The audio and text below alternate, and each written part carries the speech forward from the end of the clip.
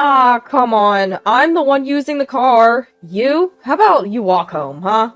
Starting the new year being bossed around, and now being told to walk home alone. The heartless man standing in front of me, embarrassingly, is my husband, and chuckling behind him, that's his mom and sister.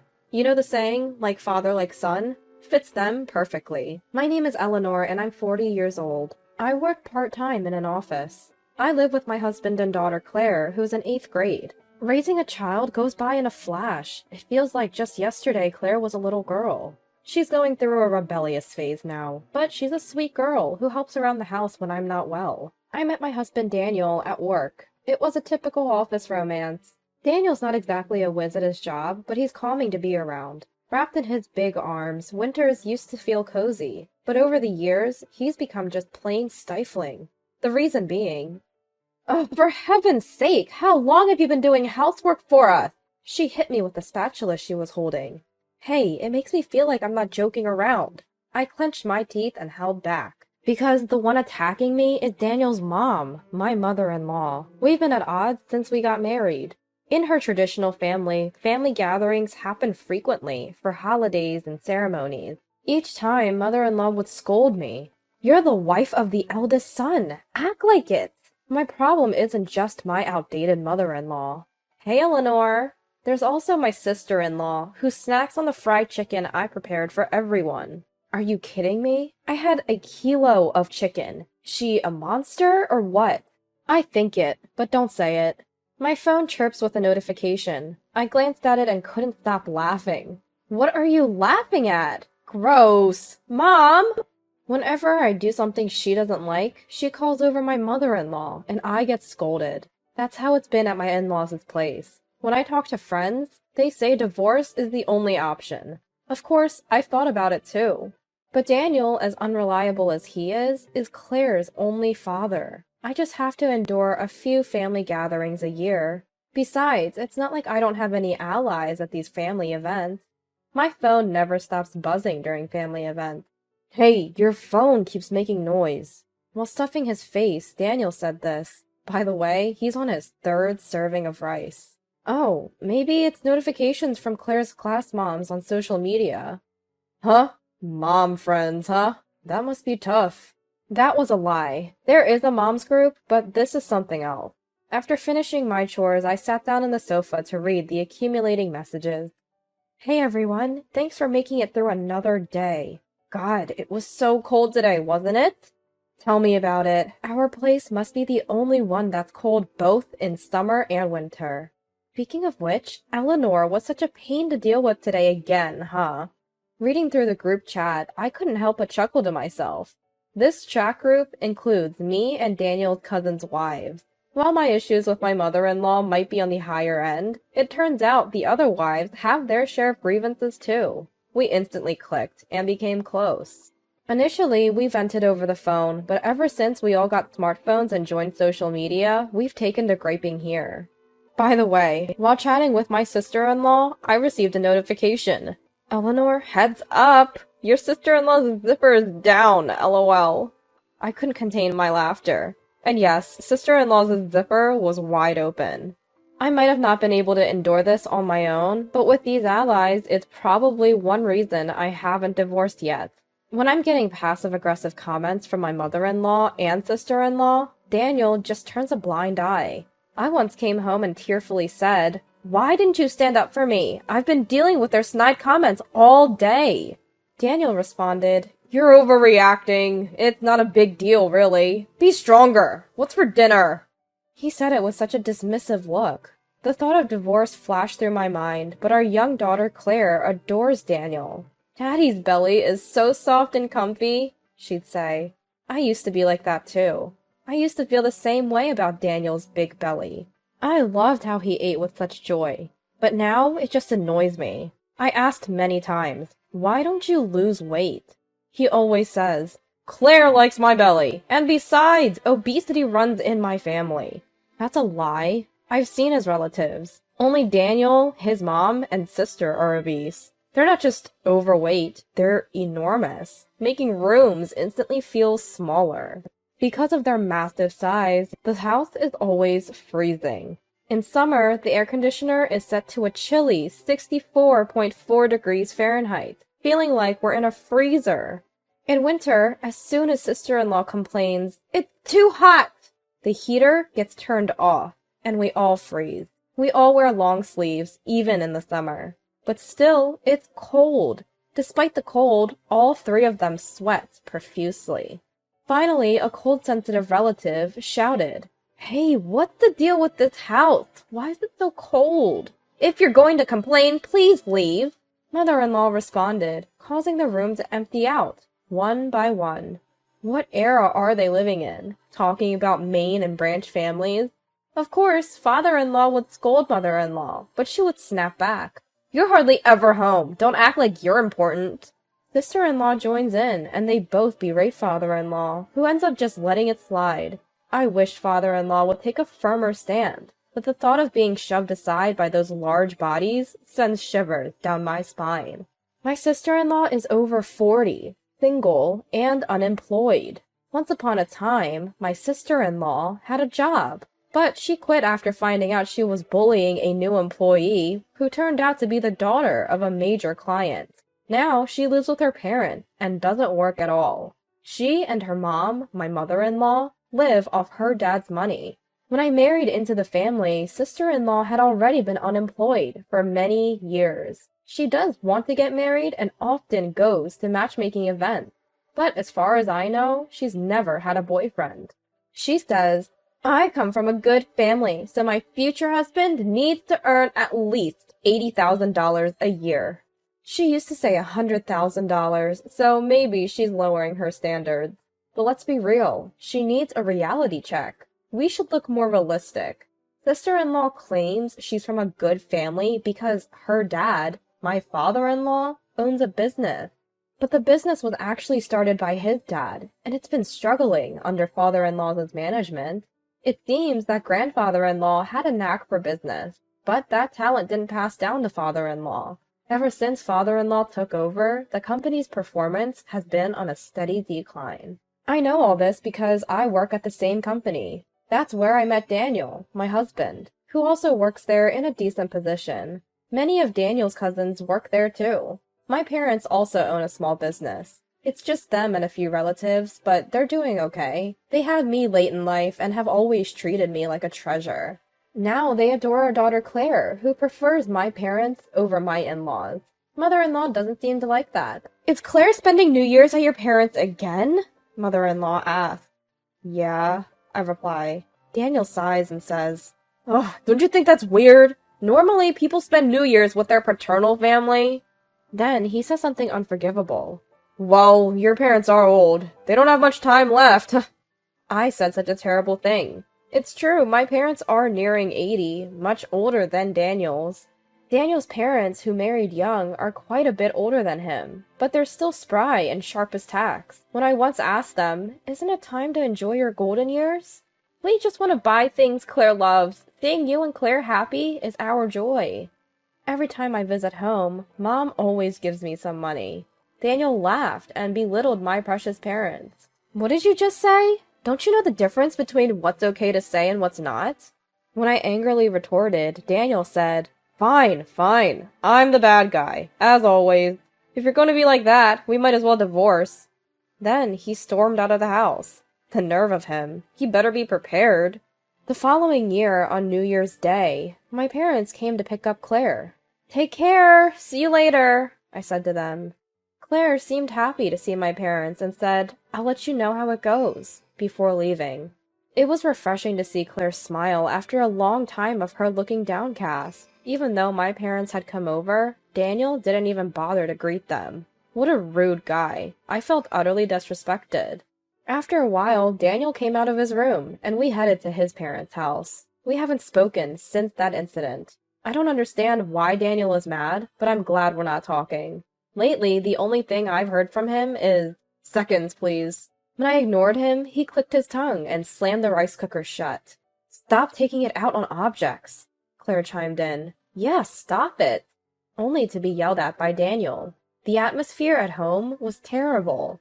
As soon as we arrived at his parents' house, his mom, mother-in-law, said, Oh, Claire's with the other family again this year? What kind of upbringing is that? Daniel quickly threw me under the bus. It's Eleanor's poor parenting. Sorry, Mom. You can tell a lot about a person by their upbringing. Hurry up! We're busy with cleaning and preparing meals. This house felt as cold as ever. Upon entering the living room, I greeted the relatives gathered for the new year. Sister-in-law was there, and as expected, she ignored me. Despite the cold, seeing sister-in-law in a short-sleeved shirt and shorts gave me chills. When Daniel sat down, one of the daughters-in-law said, "Here you go," and carelessly served him tea. Everyone was on my side because Daniel had been discussing all his actions in a group chat. Father-in-law was out, so he wasn't there. Seriously? We're all gathered here because Charles said he has something to discuss. Mother-in-law was getting impatient. While shivering and eating, a 5-year-old cousin said, "It's cold in here." She turned on the heater. The next moment, sister-in-law yelled, "Don't touch things in other people's homes, you brat!" She snatched the remote from the child and turned off the heater. Naturally, the child was shocked and started crying. "If you're going to cry, why don't you go home?" A grown adult, over 40, said this to a 5-year-old. The relatives were furious. "Apologize to my daughter, you worthless woman! We've been putting up with this for the sake of the family, but this is the last straw. We're never coming back. You and your family can go to hell!" Sister-in-law, who hadn't expected such a backlash, started crying despite her age. Honestly, everyone was disgusted. Hey, why is everyone blaming my daughter? Don't you feel ashamed? If anyone has a problem, leave! This time, mother-in-law started yelling. "This family is insane. We're cutting ties with you." One by one, the relatives said this and left. The only ones remaining were Daniel, mother-in-law, sister-in-law, and me. The room felt even colder, with fewer people. As I was shivering from the cold, mother-in-law said, "What are you standing around for? The cleaning and meals are done, so you should leave too." Excuse me? I said, we're spending time as a family, so you should go. Annoyed, mother-in-law told me to leave, so I was happy to oblige. The moment I picked up my car keys, Daniel said, No, I'm using the car. You can walk home." Daniel was unbelievable. He must be trying to annoy me because he doesn't like my recent behavior. They were all watching me, expecting me to cry, with smug smiles on their faces. Why don't you guys walk for a change? But with those bodies, that might be impossible. I won't be coming back here either. Goodbye. What? I said it with a big smile. Daniel and the others were speechless, their faces turning red. They were always timid around people other than family. I should have done this sooner. I felt lighter, as if I'd grown wings, and even breathing felt easier. As I was about to leave, father-in-law returned with someone. "Oh, Eleanor, where are you going? It's unusually quiet here," father-in-law said, and the person with him greeted me. "Eleanor, long time no see." Saying that, he called out to me refreshingly. It was William, my former brother-in-law, who had recently become the company president. I am not married. He was single and had been working overseas. He looked handsome, much like father-in-law. It had been years since we last met. "William, it's been a while. Mother-in-law told everyone to leave, so they did. She also told me to walk home, so I'm about to do that." I said it matter-of-factly. Upon hearing this, both men looked at Daniel and the others with disgust. "Is this true?" Father-in-law asked in a low voice. Mother-in-law tried to defend herself. "Well, everyone was blaming her. Don't you find your daughter cute?" "Cute? This freeloader? She's just getting fatter. Are you all planning to become sumo wrestlers?" I'd never seen father-in-law so angry in the many years I'd been married into this family. I wished he'd scolded these hopeless people sooner. I even felt resentful toward him. Well, it doesn't matter to me anymore. I'm leaving now, and just so you know, I'm divorcing you. Do whatever you want. I glared at Daniel as I said this. He glared back, clearly unhappy. "Eleanor, I'll drive you. Get in the car." Father-in-law offered, but I declined. "I'm fine. My ride is already here." I opened the front door to find my parents, and Claire, waiting to pick me up. I had decided today to tell Daniel about the divorce, and I had already talked to Claire about it. When I told Claire we were getting a divorce, she hugged me, tears in her eyes, and said, "Really? Living with Dad has been so hard?" She hugged me while shedding tears.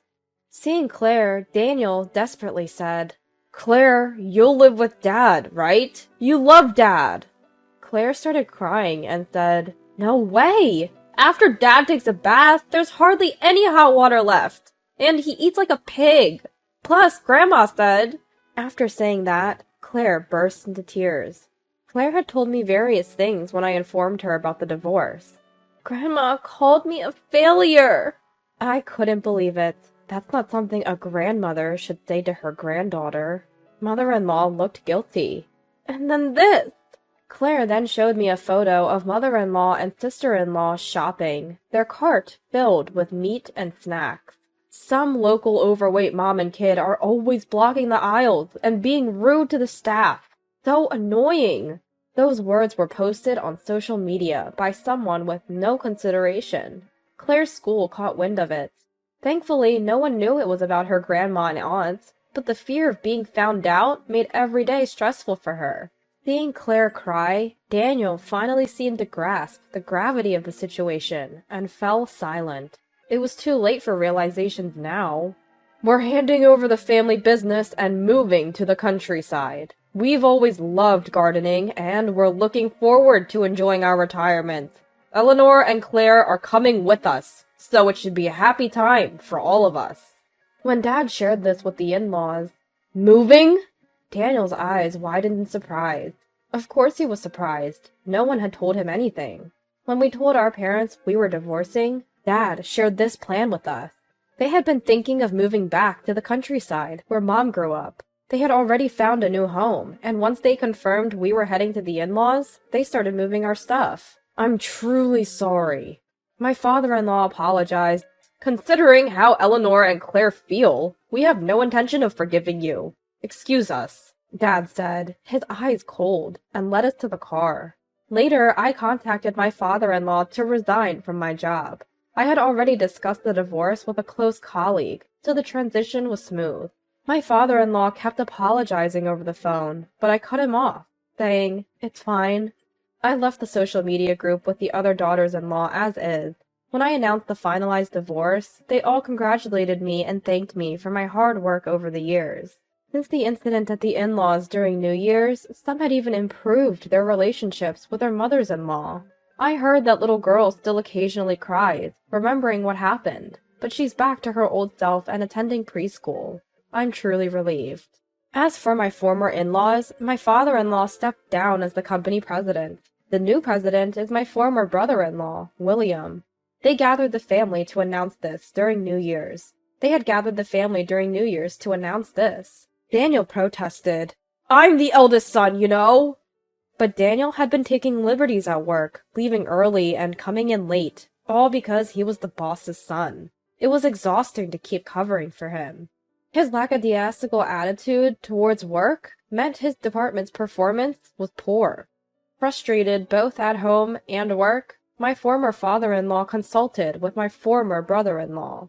Turns out he has some business acumen. The company's performance has been gradually improving.